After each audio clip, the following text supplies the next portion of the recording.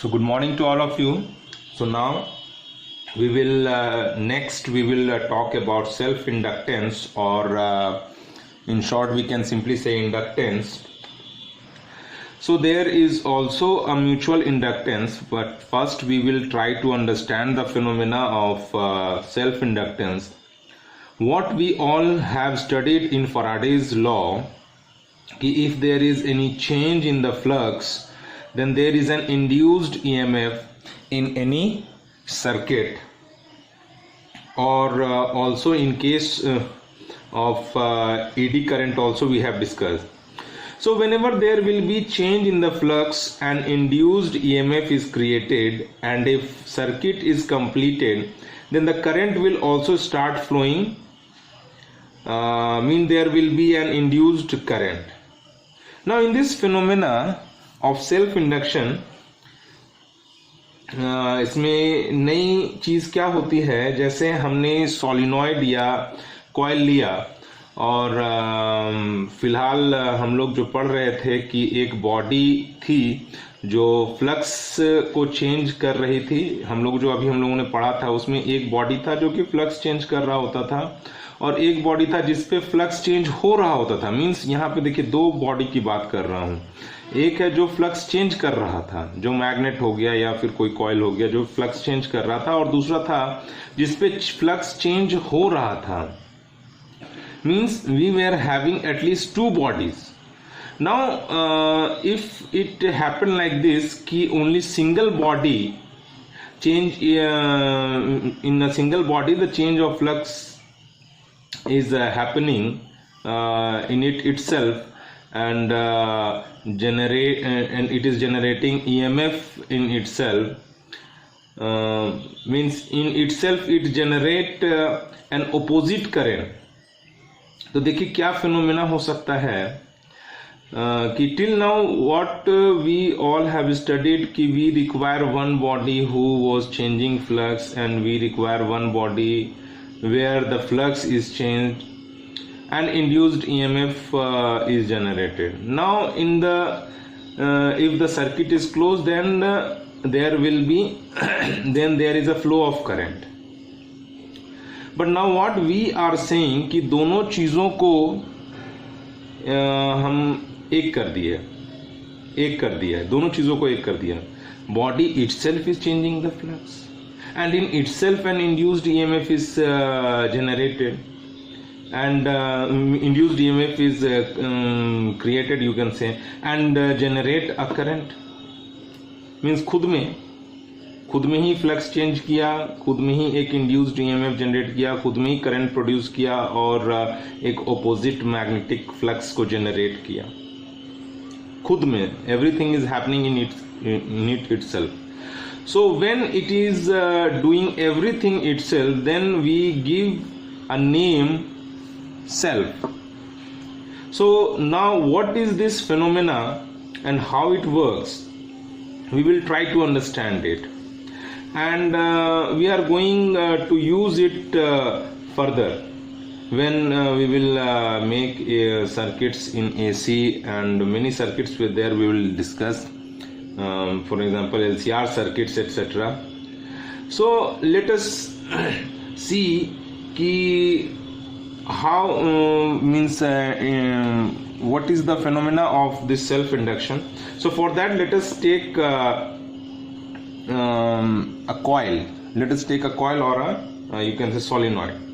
Now, so suppose that when we take a coil, then and the circuit is complete, say the current will flow through it, then at a make position, at make means means when you switch on the circuit, means the current will start increasing. Suppose that the maximum current will be say 5 ampere. मान लेते हैं ये maximum current जो है यहाँ पे ये 5 ampere जा सकता है. So it will increase in the step wise fashion कि suppose that ये से 0 से 1 हुआ, 1 से 2 हुआ, 2 से 3 हुआ, 3 से 4 हुआ, 4 से 5 हुआ, और तब जाकर के ये कांस्टेंट हो गया. ये समझने के लिए है. By the way it will increase in much more smaller steps, जैसे 0.0, 0.5, 1, 1.5 लाइक दैट, मीन्स और भी स्मॉलर स्टेप्स में ये बढ़ता है. But it happen so fast that we can not see this. It is very instant, कुछ ही क्षण में, कुछ ही देर में ये सारा हो जाता है. So when eight make position the current increases, तो इसके कारण इससे निकलने वाला जो फ्लक्स होता है वो भी बदलेगा. सिंस वाई, बिकॉज हम लोग पढ़े हैं कि magnetic field with the increase in current, the magnetic field will increase, है ना. If magnetic field will increase then definitely we have studied that flux depends upon the magnetic field B A cos theta, or B was one of the factors. So if B will increase, then definitely the flux will increase. The flux will go on increasing, and whenever there is a change of flux, whenever there is a change in flux, so what will happen? There will be an induced EMF generated. We have studied, that is your definition of Faraday's law of electromagnetic induction. So what happens कि just opposite, due to this rise of current, just opposite an induced EMF is generated. क्योंकि है तो ये coil, means ये जो coil है वो तो है तो मेटल का, कंडक्टर का. अब वह कंडक्टर जो है, सो जो आप करा रहे हैं सो तो वो करता रहेगा, वो होता ही रहेगा, लेकिन वो अपना प्रॉपर्टी भी तो नहीं छोड़ेगा ना. उसका प्रॉपर्टी जो है अपना, है ना, कि जब भी उसमें फ्लक्स का चेंज कराएंगे तो ये एक ऑपोजिट फ्लक्स क्रिएट कर देता है. वो तो उसका अपना प्रॉपर्टी, वो तो करेगा ही करेगा. So what it will do, it will create an opposite induced EMF. और जैसे ये इंड्यूस्ड ईएमएफ क्रिएट होता है तो by Lenz law we all know what it will do. It will oppose the change of flux. जो ये ऐसे अगर यदि फ्लक्स बन रहा है, मान लेते हैं चेंज हो रहा है, तो ये क्या करेगा, इसके जस्ट ऑपोजिट डायरेक्शन में फ्लक्स को बनाएगा, है ना. तो रोकने means it will try to oppose that flux. We have studied this in your Lenz's law, that is change of flux. जो हो रहा है वह उसको क्या करेगा, रोक ले. तो रोकने के लिए क्या कर सकती है, उसके पास मीन्स क्या है. तो एक ही मीन्स है कि उसका उल्टा फ्लक्स जनरेट कर दे. और फ्लक्स जनरेट करने के लिए खुद में एक करंट को फ्लो कराना पड़ेगा. तो उसमें एक उल्टी करंट, इसके जस्ट ये इधर दिया, तो ये अगर इधर दिया तो इसमें एक ऑपोजिट करंट इस डायरेक्शन में ये क्रिएट कर देगा, है ना. से ये आई इंड्यूस्ड, ये तो इससे ये ना समझना कि ये दोनों ये हो जाएगा. ये जस्ट उसको कम करने की कोशिश करेगा, है ना. फ्लक्स को, ये जो फ्लक्स क्रिएट कर रहा है उसको अपोज करने का कोशिश करेगा. उसके उल्टे डायरेक्शन में एक करंट क्या कर सकता है, तो उसके अपोजिट डायरेक्शन में एक उल्टा करंट फ्लो होना शुरू हो जाएगा. और कब तक होगा, जब तक फ्लक्स चेंज होता है तब तक ये उल्टा करंट फ्लो होता रहेगा. और जब फ्लक्स चेंज होना बंद हो जाएगा, जैसे कि मान लेते हैं ये जब स्टेडी करंट को गेन कर लेता है ना, जब ये स्टेडी करंट को गेन कर लेता है तो फ्लक्स चेंज बंद हो जाता है. और जब वो बंद हो जाएगा तो करंट भी खत्म हो जाती है. मीन्स स्टेडी करंट आ जाएगी तो फ्लक्स में चेंज नहीं होगा, तो उस समय कुछ भी नहीं होगा, सब शांत हो जाएगा. मगर जब तक करंट बढ़ या घट रहा है, मीन्स एट ब्रेक, अगर ब्रेक की मैं बात करूं, ब्रेक मीन्स जब सर्किट को यहाँ से ब्रेक कर देते हैं, तो यहाँ पे जो 5 to 0 एम्पियर तक ये चेंज करेगा. तो यहाँ पे क्या हो रहा है, यहाँ पे ये करंट डिक्रीज कर रहा है, इसकी वजह से मैग्नेटिक फील्ड डिक्रीज कर रहा है, जिसकी वजह से फ्लक्स डिक्रीज कर रहा है. तो फ्लक्स डिक्रीज करेगा, जब यहाँ से बाहर से फ्लक्स डिक्रीज करेगा तो ये क्या करेगा, इसका अपना प्रॉपर्टी से उस फ्लक्स को बढ़ाने का कोशिश करेगा, है ना. तो मतलब जब तक करंट बढ़ या घट रहा है, एट दैट टाइम उसके अंदर एक तरह का एक इंड्यूस्ड ईएमएफ पैदा होता है जो इसके घटने या बढ़ने को अपोज करता है. This property is called self induction. Self means खुद ही, इंडक्टेंस मीन्स इंड्यूस होके जो काम कर रहा था ये। और in short we call it as inductance, in short we call it as inductance. Self inductance भूल जाते हैं और ये लिखने का नया तरीका हो जाता है इंडक्टेंस। सेल्फ इंडक्टेंस को छोड़ करके केवल इंडक्टेंस लिखते हैं। The other thing which we all need to study is when there is a two coil. ये तो अभी हम लोग सिंगल कॉइल की बात की, फिर एक आएगा जब दो कॉइल्स को लेकर के डिस्कस करेंगे। Then we call it as mutual inductance. एक में चेंज करें और दूसरे में इफेक्ट मिले तो इसको कहते हैं mutual inductance. So now right now we all are studying about the self inductance, जो खुद फ्लक्स चेंज कर रहा है, खुद इंड्यूस्ड ईएमएफ पैदा कर रहा है और खुद ही ऑपोजिट फ्लक्स पैदा कर रहा है। मीन्स खुद ही ऑपोजिट फ्लक्स या ऑपोजिट करंट वो प्रोड्यूस कर रहा है। एक one point to be noted, इसकी वही इंपॉर्टेंस होती है, मीन्स इंडक्टेंस की वही इंपॉर्टेंस है जो इलेक्ट्रोस्टैट्स में कैपेसिटेंस की होती है। सो कैपेसिटर भी यही करता है जो मीन्स जो इंडक्टर्स करते हैं, इंडक्टेंस यहाँ पे कर रहा होता है। मीन्स जो कैपेसिटर करता है इलेक्ट्रोस्टैटिक्स में, वो इंडक्टर्स करता है मैग्नेटिक फील्ड में। मीन्स एनालॉजी को आप समझने की कोशिश कीजिए। जो इंडक्टर्स कैपेसिटर्स जो हमारा इलेक्ट्रोस्टैट्स में कर रहा होता है, वही रोल प्ले करता है inductance in case of magnetic field. And if we talk about the mechanics, जो फिजिक्स में हम लोग मैकेनिक्स जो पढ़े हैं, तो वहाँ जो इनर्शिया होता है वही यहाँ पर इंडक्टेंस होता है। So what is inertia? Inertia is an intrinsic property. Inertia जो होता है वो मास की वजह से, अधिक मास अधिक इनर्शिया। तो इनर्शिया क्या होता है कि जब आप फोर्स लगाते नहीं हैं तब तक बॉडी मूव करता नहीं है ना। तो यहाँ पर भी वही चीज़ हो रहा है कि जब तक आप करंट को यहाँ पे फ्लो नहीं कराएंगे, ये उसको फ्लक्स को चेंज कराएगा नहीं, यहाँ पे उल्टा करंट प्रोड्यूस नहीं करेगा। आप अगर यदि यहाँ से कराएंगे तब ये आपको अपोज करने के लिए ये यहाँ पे एक ऑपोजिट करंट को फ्लो करता है। इस वजह से इसको हम लोग कहते हैं इनर्शिया ऑफ इलेक्ट्रिसिटी या इलेक्ट्रिक इनर्शिया। इसको हम लोग क्या कहते हैं? Electric inertia, inertia of electricity. अभी जैसे आपके दिमाग में ये आ सकता है कि भाई कि जैसे यहाँ पे हम लोगों ने डीसी लिया, तो डीसी में तो ये करंट तो कांस्टेंट हो जाएगा। तो करंट जब कांस्टेंट ही हो जाएगा तो फिर यहाँ पे फ्लक्स तो चेंज होगा ही नहीं, तो इंड्यूस्ड ईएमएफ हमारा होगा नहीं। तो फिर बेनिफिट क्या है इसको पढ़ना? ये तो कांस्टेंट होने के बाद ये ख़त्म हो जाता है।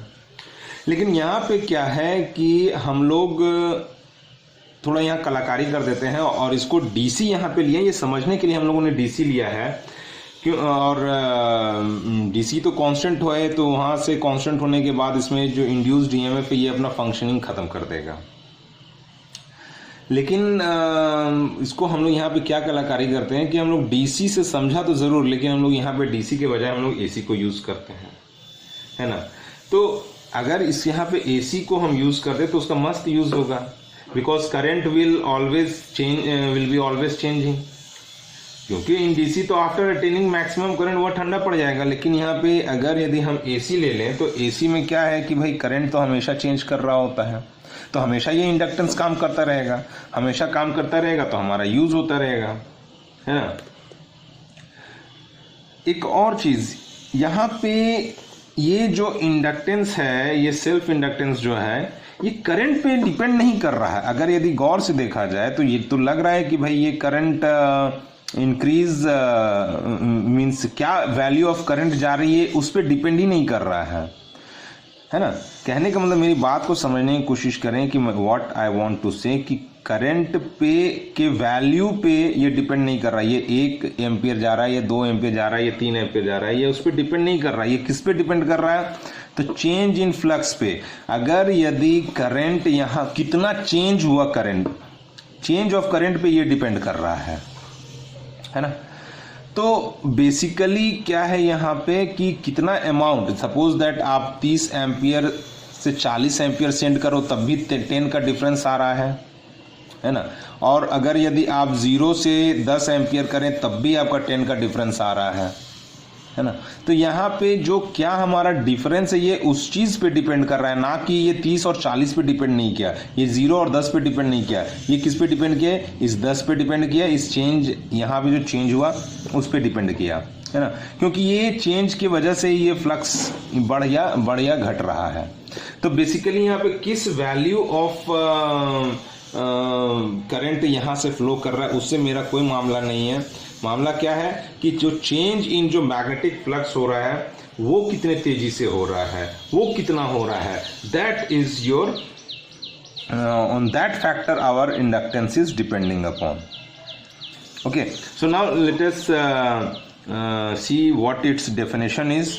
So as already I had written over here, the property of an electric circuit by virtue of which it opposes any change in flux, ये property or the virtue of the circuit, the property of an electric circuit by virtue of which it opposes, ये जो है क्या करेगा, ये oppose करेगा, ये एक अगर ऐसे फ्लक्स बना रहा है तो ये क्या करेगा, ये उल्टा डायरेक्शन में एक फ्लक्स बनाएगा और इसको अपोज करने का कोशिश करेगा, है ना। So by virtue of which it opposes any change in flux or current in it by inducing a current in itself is called self induction। और क्या कहा, it is the inertia of electricity, or you can say simply it is inertia, electric inertia। ना एक और चीज़ यहाँ पे जो discuss करने वाली बात है, और आई होप ये आपको समझ में आना चाहिए कि यहाँ जो होता है ये ओपोजिंग नेचर का होता है। मीन्स बढ़ो तो मत बढ़ो, घटो तो मत घटो। तो अगर यदि कभी एग्जाम में आ जाए कि अगर ये एक्चुअल डायरेक्शन है करंट का, if this is your actual direction of the current, या कहें कि मान लेते हैं एट ऑन पोजीशन, अगर ये हमारा एक्चुअल डायरेक्शन है करंट का, ये है हमारा एक्चुअल डायरेक्शन करंट का, तो इंड्यूस्ड ईएमएफ का, इंड्यूस्ड करंट का डायरेक्शन क्या होगा, ये इधर एरो होगा या इधर एरो होगा, ये आई इंड्यूस्ड। जैसे ये अगर यदि करंट ऑन में ऐसे बढ़ रहा है, यहाँ पे करंट क्या हो रहा है, बढ़ रहा है, करंट इज इंक्रीजिंग, तो ये उसको, ये इंड्यूस्ड करंट जो है इसको बढ़ने नहीं देगा, मतलब कि ये इसको घटाने का कोशिश करेगा। तो घटाने का कोशिश कैसे करेगा, ये अगर इधर जा रहा है तो घटाने के लिए जस्ट ऑपोजिट डायरेक्शन में होना है। तो this will be your direction of induced current. Now suppose अगर यदि मैं ब्रेक पोजीशन की मैं बात करूं, एट ब्रेक अगर ये हमारा करंट का डायरेक्शन है, तो यहाँ पे क्या है, एट ब्रेक पोजीशन ये 5 to 0 मीन्स हमारा घट रहा होता है, तब यहाँ पे इंड्यूस्ड करंट का क्या डायरेक्शन होगा। भाई हमारा क्या नेचर है, ओपोजिट नेचर का है, ओपोज करना चाहेगा, यहाँ पे ये घटाना चाहेगी, ये इंड्यूस्ड ईएमएफ घटाना चाहेगी। अब यहाँ जो इंड्यूस, ये खुद करंट एक्चुअल करंट घट रहा है, तो इंड्यूस्ड करंट जो है वह उसको क्या करेगी, बढ़ाना चाहेगी। तो बढ़ाने के लिए क्या करेगी, भाई इसको इसी डायरेक्शन में हमको करंट को फ्लो कराना होगा। तो ये है, ये कभी कभी आपको मीन्स कंफ्यूज करने के लिए ये क्वेश्चन आते हैं कि ये किधर होगा डायरेक्शन ऑफ करंट। तो आप ये नहीं समझ लेना कि अगर ऑन में ऐसे करंट गया तो इंड्यूस्ड करंट ऐसा होगा, और ऑफ ब्रेक में अगर ऐसे करंट जा रहा है तो यहाँ पर भी आप ऐसे ही बना दें, ये नहीं। यहाँ पे बढ़ रहा था तो ये घटाना चाहा, ये घट रहा था तो ये बढ़ाना चाहा, ये इसका कंसेप्ट है। That is its nature is to oppose, its nature is to oppose. Okay, so now how to define this different definition of inductance or self inductance, how to define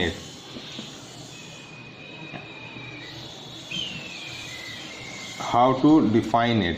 तो जैसे सबसे पहला जो हम लोग लेते हैं, जैसे suppose that for a coil, for a coil हम लोग ने देखा कि ये जैसे फ्लक्स करंट बढ़ाया तो बी बढ़ा, बी बढ़ने से फ्लक्स बढ़ा। यहाँ पे देखा करंट घटाया तो बी घटा, बी घटा तो यहाँ फ्लक्स घटा। तो मतलब क्या है कि करंट के बढ़ने से फ्लक्स बढ़ रहा है, करंट के घटने से फ्लक्स घट रहा है। मीन्स फ्लक्स जो है वो करंट पे डिपेंड कर रहा है। कैसे? डायरेक्टली डिपेंड कर रहा है। तो हम लोग कह सकते हैं कि phi B is directly proportional to I. Phi B is directly proportional to I. और जब इस प्रोपोर्शनैलिटी को इक्वालिटी में ब्रेक करते हैं तो एक जो कांस्टेंट आता है वह होता है L, and this L is known as coefficient of self inductance. Coefficient of self induction. ये जो है हमारा एल, यही हमारा इंडक्टेंस हो जाएगा, यही हमारा इंडक्टेंस हो जाएगा, just like capacitance. So if we say कि L इज हाई, ये L ही हो गया हमारा कोफिशिएंट ऑफ सेल्फ इंडक्शन। ना अगर यदि हम बोले कि L is high, what does this signifies? If L is high, what does this signify? जैसे समझने के लिए हम लोग बोलते हैं, ये जैसे एक ये मटेरियल है, इसको जब मैंने सर्किट्स में यूज़ किया, इस कॉइल को जब मैंने सर्किट्स में यूज़ किया तो सपोज दैट यहाँ पे ये इंड्यूस किया 2 एम्पियर करंट, और इसको यूज़ किया तो इसने से इंड्यूस किया 3 एम्पियर ऑफ करंट। तो if everything is kept constant, other factors are kept constant, तो ये एक इंड्यूस करता है 2 और एक करता है 3। तो हम लोग कह सकते हैं कि ये जो है हमारा जो 3 एम्पियर इंड्यूस किया उसका L वैल्यू हाई है, उसका L वैल्यू हाई है ना। तो ये उसका सिग्निफिकेंस हो गया। L इज हाई कहने का मतलब कि वहाँ जो करंट इंड्यूस करने वाला है वह ज़्यादा इंड्यूस करने वाला, means current induced will be high, will be high. अगर यदि किसी का L वैल्यू ज़्यादा है ना, जैसे किसी का कैपेसिटेंस C वैल्यू ज़्यादा है तो वो ज़्यादा चार्ज स्टोर करेगा, तो जिसका L वैल्यू ज़्यादा है वो क्या करेगा, वो ज़्यादा करंट को इंड्यूस करेगा, मीन्स ज़्यादा इंड्यूस्ड EMF होगा वहाँ पे। और L को आप अच्छे तरीके से पहचान लो, क्योंकि L का काफ़ी यूज़ होने वाला है हमारे AC सर्किट्स में। हम लोग जब डिस्कस करेंगे AC चैप्टर में, तो जैसे आप लोगों ने LCR 3 चीज़ हम लोग यूज़ करेंगे और उससे तरह तरह का सर्किट्स बनाएंगे, means infinite number of circuits will be made और ऑफ डिफरेंट यूजेस, और उसका हम लोग यूज़ करके काफ़ी बेहतरीन चीज़ें हम लोग बनाते हैं केवल L, C और R का यूज़ करके। तो R को तो आप लोगों ने 4 साल से पहचान रखा है कि that is the resistance. C को हम लोग ऑलरेडी पढ़ चुके हैं, कैपेसिटेंस, जो इलेक्ट्रोस्टैट चैप्टर में था। और ये अभी एक नया चीज़ जो आ रहा है, इसको आप पहचान लें, जो कि आपको काफ़ी हेल्पफुल होगा, है ना। ये वही मैं बोल रहा हूँ कि AC सर्किट्स, ये बस L, C, R यही 3 जो है जो मेन रोल प्ले करता है किसी तरह के सर्किट को बनाने के लिए, यही L, C, R का ही रोल आता है ना। तो इस L, C, R को बढ़िया से आप जान लो, तो यहाँ पे L को भी आप बढ़िया से जान लो, है ना। सो नाउ अगर यदि इसको थोड़ा सा मैं यहाँ से एक्सटेंड करता तो यहाँ से लिख सकता हूँ कि L is equals to phi B by I. तो यहाँ से अगर मैं L को डिफाइन करना चाहूँ तो L को डिफाइन करने के लिए हम लोग क्या करेंगे, what we will do to define L, है ना। तो क्या होता है कि हम लोग अगर I को 1 एम्पियर ले लें या 1 यूनिट ऑफ करंट ले लें, तो यहाँ से क्या आ जाएगा, then L will be equal to flux, है ना। L will be equal to flux. तो हम लोग कैसे डिफाइन करेंगे इस L को, therefore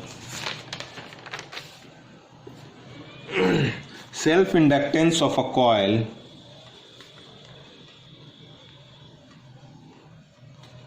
self inductance of the coil is equal to magnetic flux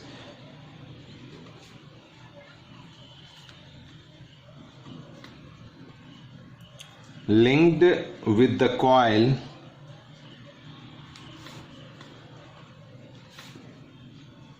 itself when unit current pass through it. Unit current pass through it. जब unit current इसमें से पास करेगा, मींस जब हम लोगों ने करंट यूनिट करंट फ्लो किया तो यहाँ से जो L है वो 5e के बराबर हो गया, मैग्नेटिक फ्लक्स के बराबर हो गया। तो सेल्फ इंडक्टेंस को क्या कह सकते हैं कि it is equal to, self inductance is equal to the magnetic flux linked with the coil itself when unit current is linked with the coil itself। ये खुद से ही ना बना रहा है, ये 5e ये खुद से बना रहा है, तो वही मैं वर्ड यूज कर रहा हूँ itself। itself means self वाला concept when current is pass through it। तो इस डेफिनेशन के हिसाब से अगर इसका मैं यूनिट लिखना चाहूँ, अब देखिए यहाँ पे क्या परेशानी भी आने वाली है वो हम लोग भी डिस्कस करेंगे। इस डेफिनेशन के हिसाब से अगर मैं यूनिट लिखना चाहूँ तो इसका क्या हो जाएगा, ये 5e का यूनिट क्या होता है, वेबर, और ये होता है एम्पियर। तो इसको हम लोग लिखते हैं unit weber per ampere. So this is your unit according to this definition now। so अब यहाँ पे क्या परेशानी होने वाला है वो हम लोग देख लेते हैं। और एक्चुअली में इसका जो हम लोग डेफिनेशन, न्यू डेफिनेशन जो बनाते हैं वो इन टर्म्स ऑफ इंड्यूस्ड ईएमएफ देखते हैं, है ना, वो इन टर्म्स ऑफ इंड्यूस्ड ईएमएफ देखते हैं। तो चलिए उसको भी हम लोग देख लेते हैं और क्या परेशानी यहाँ पर वो भी हम लोग साथ ही साथ समझ लेंगे। So now let us take induced EMF into picture। Now what is the problem over here? इसमें क्या problem था? Now if you want to measure it, if you want to just measure it, then how you will measure this flux? ये flux कैसे आप measure करोगे, है ना? देखिए ये फ्लक्स कहाँ से आता है, मैग्नेटिक फील्ड लाइन से आता है। तो मैग्नेटिक फील्ड लाइंस को आप कैसे गिनोगे, आप गिन ही नहीं सकते आप, क्यों, because it is an imaginary concept. कैसे आप गिनोगे कि फ्लक्स यहाँ से 10 है, 20 है, 1000 है, 2000 है, 10,000 है, तो ये तो हमारे लिए पॉसिबल नहीं है। We can not measure flux because magnetic field lines को गिन पाना बहुत ये तो मीन्स पॉसिबल ही नहीं है, because it is an imaginary concept. So if it is asked what is L, तो firstly we measure flux, है ना, we need to measure flux, and how we will measure flux, we cannot measure it। मेरी बात को आप समझने की कोशिश कीजिए। ये मैं बोल रहा था कि आप इसको डिफाइन करने के लिए सेल्फ इंडक्टेंस क्या है, तो भाई is equal to the magnetic flux. अब जब आप मैग्नेटिक फ्लक्स को गिन ही नहीं सकते हैं तो इसको हम बताएंगे कैसे, तो ये एक बड़ा प्रॉब्लम खड़ा हो गया फिर वहाँ पे। So a new method was taken into consideration to define L with the help of induced EMF, and from there we can do its measurement easily। So what we did कि induced EMF was taken into account। So now induced, यहाँ पे गिन पाना मुश्किल है, आप गिन ही नहीं पाओगे तो उसको डिफाइन कैसे करोगे, तो उसको हम लोगों ने induced EMF के टर्म में उसको डिफाइन किया। So now induced EMF across induction coil कितना होता है, across induction coil, ये खुद में एक टॉपिक भी है।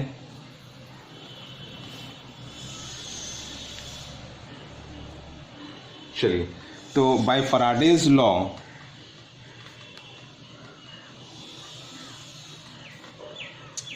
क्या है भाई, Faraday's law E is equals to minus D by D T. और हम लोगों ने पढ़ा है कि फाई जो है, यहाँ पे लिखता हूँ, फाई जो है वह एल आई के बराबर है। फाई जो है एल आई के बराबर है, इसलिए हम लोग क्या लिख सकते हैं, E is equals to minus D by D T of L I. ये हम लोगों ने लिख लिया L I. Now for a given sample, अब ये एक सैंपल दिया हुआ है सपोज दैट, ये for given sample L is constant, तो for a given sample L is constant, तो ये एल बाहर निकल जाएगा, तो इसको मैं आगे बढ़ा के लिख सकता हूँ minus L D I by D T. तो this is your induced EMF, है ना। सो what is the benefit of this कि in this we have got a measurable quantity E, we have got a measurable quantity E। कैसे? because it can be measured by using voltmeters। voltmeter लगा के हम लोग check कर सकते हैं कि हाँ भाई कितना induced EMF है, induced EMF हो रहा है। so now if we talk about this di by dt, so di by dt क्या है भाई, di by dt is rate of change of current in electric coil, rate of change of current in electric coil। ये जो di by dt है वो क्या है, rate of change of electric coil in electric coil, है ना। and what this negative sign signifies,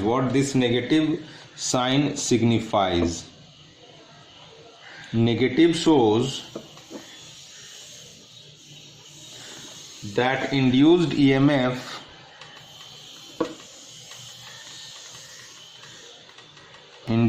EMF is always opposite to change of, जिधर change होगा करंट का उसके जस्ट अपोजिट होगा। अगर चेंज ऑफ करंट इधर दिखा रहा है मींस इधर पे है, तो इंड्यूस्ड ईएमएफ के कारण करंट इस डायरेक्शन में होगा, induced to the change of current. Means यहाँ पे जो है ये इंड्यूस्ड ईएमएफ यहाँ पे देखा जा रहा है, जैसे हम लोग ऑलरेडी यहाँ पे डिस्कस किए थे और ये भी बोल रहे थे, जैसे यहाँ पे ये कि ये जो 30 एम्पियर जा रहा है या 40 एम्पियर जा रहा है, ये इस पे डिपेंड नहीं कर रहा है, ये 0 एम्पियर जा रहा है या 10 एम्पियर जा रहा है या फिर कितना एम्पियर जा रहा है, ये इस पे डिपेंड नहीं करता। ये किस पे डिपेंड कर रहा है, D I by D T, कितना फास्टली वो करंट का चेंज हो रहा है। तो D I by D T इस चेंज के ऊपर डिपेंड कर रहा होता है, ना कि, है ना।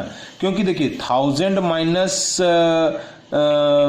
और यू कैन से 990, 1000 माइनस 990 इज ऑल्सो 10, है ना। अगर यदि चेंज निकालना चाहें तो 1000 minus 990 is also 10 and 40 minus 30 is also 10। तो ये 1000 गया या 990 गया उस पर डिपेंड नहीं किया, ये 30 गया या फिर 20 गया ये उस पर डिपेंड नहीं किया, वो किस पे डिपेंड किया, उसके चेंज, वो 10 पे डिपेंड किया, है ना। और नेगेटिव साइन क्या बता रहा है, नेगेटिव साइन शो कर रहा है कि जिधर भी चेंज होगा उसके ऑपोजिट डायरेक्शन में ही इंड्यूस्ड ईएमएफ होगा। ओके, सो अब यहां से अगर एल को हम डिफाइन करना चाहें, देयरफॉर ये एक बहुत ही इंपॉर्टेंट इक्वेशन है, इसको याद रखें आप, ऐसे तो सब चीज याद रखना है आपको। L is equals to minus E by D I by D T. तो अगर यदि यहां हम लें कि D I by D T is 1, है ना, 1 यूनिट ले लिया जाए, 1 एम्पियर पर सेकेंड, यूनिट भी लिख दो 1 एम्पियर पर सेकेंड, और you can simply write 1 unit. तो यहां से एल क्या हो जाएगा, L will be equal to minus E. तो यहां से ये हमारा मेजरेबल क्वांटिटी, तो इसके टर्म में एल को डिफाइन करना आसान है। तो हम लोग कैसे इसको डिफाइन करेंगे, so inductance of a coil is numerically equal to induced EMF across it when rate of change of current is 1 ampere per second. When rate of change of current is 1 ampere per second, है ना. तो inductance of a coil is numerically equal to the induced EMF across it when rate of, ये negative का significance तो आपको मालूम ही है कि वो अपोज करता है. तो अब यहाँ से यूनिट हमारा जो लिखेंगे ये हो जाएगा, इसको ये सारा स्टडी जो किया था it was studied by Henry, so इसका हम लोग यूनिट लिखते हैं Henry, which is simply written as H after the name of the scientist Henry. ना ये जो हेनरी जो है, ये 1 हेनरी की मैं बात करूं तो 1 हेनरी जो है that is a very big unit, you can से 1 Henry is very bigger unit. तो वेरी बिगर यूनिट, तो उसका हमको प्रैक्टिकल यूनिट चाहिए. तो इस जैसे हमारा जो कैपेसिटेंस के केस में जो होता था इलेक्ट्रोस्टैट्स में, वो कैपेसिटर 1 फराड, उसका जो यूनिट होता था 1 farad, that was also a very bigger unit. तो वहां पे जो हम लोगों ने प्रैक्टिकल यूनिट्स जो रखा था वो रखा था हमारा micro farad. If you remember it was micro farad, क्योंकि 1 फराड बहुत बड़ा यूनिट था, तो इसको हम लोगों ने रखा था माइक्रो फराड. और जब हम इलेक्ट्रॉनिक सर्किट्स में बात करते हैं तो वहाँ पे ये माइक्रो फराड भी बहुत बड़ा यूनिट हो जाता है. तो जब इलेक्ट्रॉनिक सर्किट्स की मैं बात करता हूँ तो वहाँ पे जो हमारा यूज आता है वो पिको फराड में आता है. Micro farad is 10 to the power minus 6 farad and pico farad is 10 to the power minus 12 farad.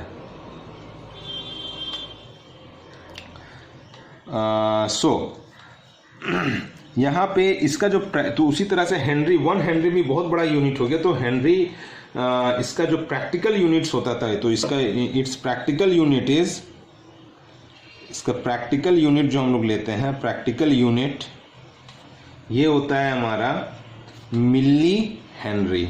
Milli henry. Okay, now let us derive derivation for L. Let us discuss the derivation for L.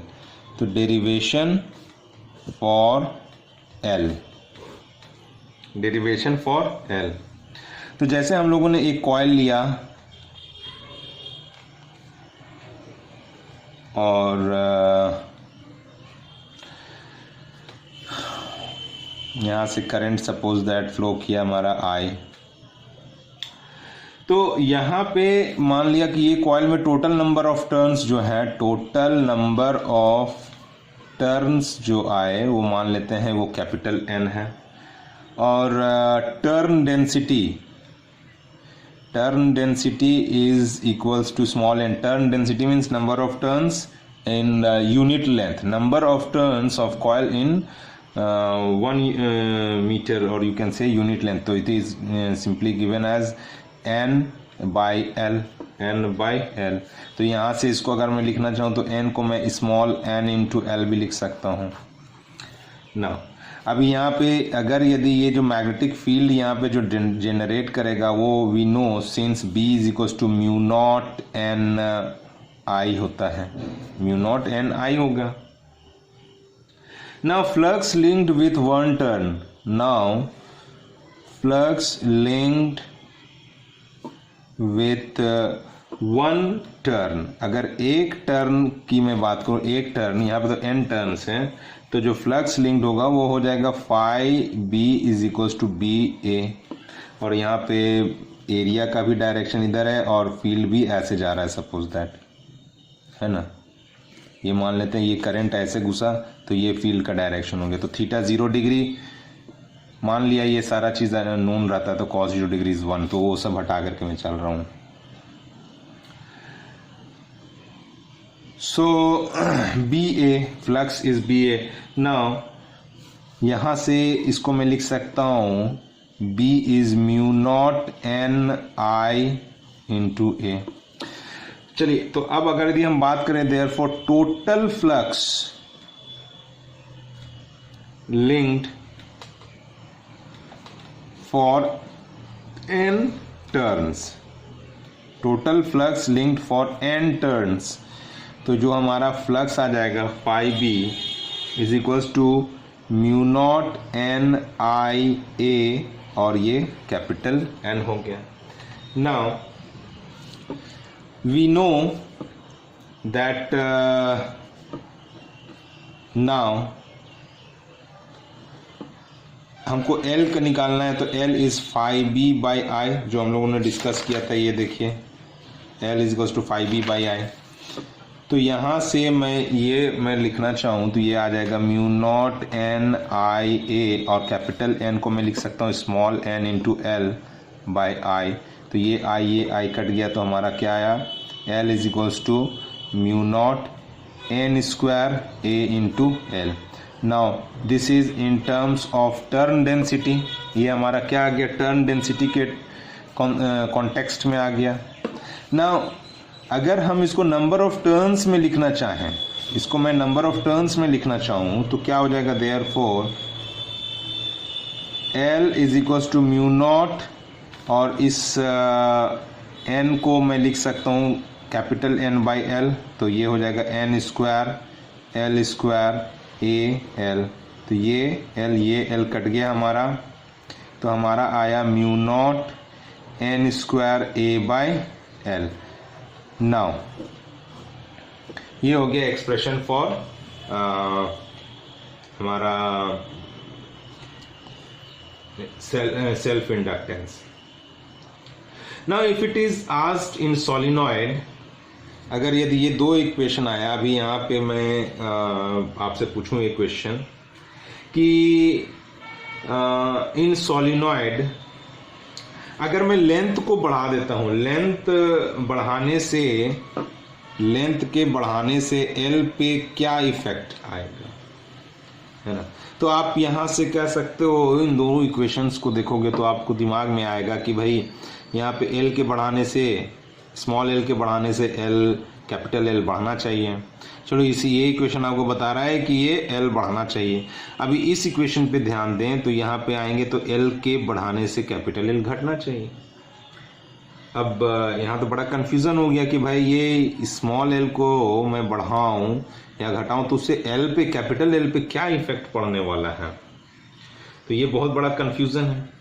तो यहाँ पे एक चीज़ आप note करना कि when we compare two quantities all other factors are kept constant. जब हम दो क्वांटिटी को कंपेयर कर रहे होते हैं तो सारे अदर फैक्टर्स को हम लोग कांस्टेंट मान लेते हैं. अगर यदि सारे अदर फैक्टर्स भी चेंज करना स्टार्ट कर दें तो ये कंफ्यूजन क्रिएट करेगा, क्योंकि एक के बढ़ने से दूसरा में इफेक्ट आ जा रहा है ना. तो जैसे अगर यदि v is equals to I R हम लोग मान लें, तो r का हम लोगों को डिफरेंस ये चेक करना है, तो हम लोगों को v को कांस्टेंट मान करके चलना होगा, या फिर i को हम लोग कांस्टेंट मान करके चलेंगे. किसी एक को हमको कांस्टेंट मानना पड़ेगा. अगर सब चीज़ आप देखोगे, वेरिएबल लोगे, तो यहाँ पे एक contradiction type of point will be created and the things will be not clear to you all. तो यहाँ पे जैसे अब यहाँ पे देखना है कि भाई एल के बढ़ाने से, स्मॉल एल के बढ़ाने से ये कैपिटल एल ये बढ़ने वाला है या घटने वाला. तो उसके लिए हम लोग क्या मानेंगे कि हम लोग वो इक्वेशन देखेंगे जिसमें सारा क्वांटिटी हमारा कांस्टेंट रह जाए. तो भाई चलिए इसको अगर हम देखते हैं तो एल को बढ़ाया तो इसमें म्यू नॉट तो कांस्टेंट है, ए भी कांस्टेंट है, क्या एन कांस्टेंट है. अब आप बोलोगे कि क्या है, कैसे एन कांस्टेंट है या नहीं है. मान लेते ये 1 2 3 4 5, ये 5 नंबर ऑफ टर्न्स है. ये रहा एल लेंथ. अब इसको पकड़ के मैं खींच दूं, 2 3 4 5, अब ये इसको पकड़ के खींच दिया तो नंबर ऑफ टर्न्स तो सेम ही है ना, नंबर ऑफ टर्न्स तो सेम है, बट लेंथ क्या हो गया है, एल डैश, एल बढ़ गया है. तो एल अगर बढ़ गया है, यहाँ पे एल को बढ़ा ही तो रहे हैं, तो एल के बढ़ाने से नंबर ऑफ टर्न्स तो कांस्टेंट, अभी भी यहाँ पे 5 ही टर्न्स हैं, लेकिन क्या हो गया कि ये ज्यादा लेंथ में 5 टर्न्स हैं, यहाँ कम लेंथ में ये 5 टर्न्स है. तो ये तो बदल गया, turn density N is capital N by L. तो भाई ये बढ़ गया तो ये घट गया हमारा, है ना. तो यहाँ पर ये हमारा वेरिएबल क्वांटिटी आ गया, तो इसलिए ये इक्वेशन हम लोग यहाँ पे अभी यूज नहीं करेंगे.